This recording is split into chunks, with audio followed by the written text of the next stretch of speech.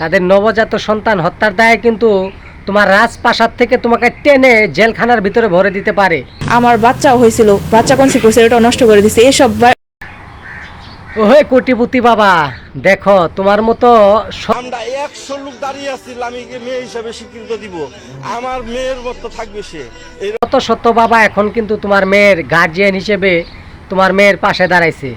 এখন তোমার মেয়ে লামিশা কিংবা তোমার জামাই যদি সোহাগ তারা যদি চায়, তাহলে তাদের সন্তান হত্যার দায়ে, তাদের নবজাত সন্তান হত্যার দায়ে কিন্তু তোমার রাজপ্রাসাদ থেকে তোমাকে টেনে জেলখানার ভিতরে ভরে দিতে পারে। তোমার মেয়ে তোমার মতো অমানুষ না, বুঝছো? ভিডিওটা সবাই শেয়ার করে দিয়েন, গঠনমূলক একটা কমেন্ট করে যান। নিজেই যদি বাঁচতে না পারি, যদি নিজেই মারা যায়, তাহলে আমি মান সম্মান দিয়ে তখন কি করবো? আর আমার যত কষ্ট হোক আমি ওরা ছাড়াবো, ওরা ছাড়ানোর জন্য আমার যা করতে হবে আমি তাই করবো, আমি অপেক্ষা করবো ওর জন্য। আমি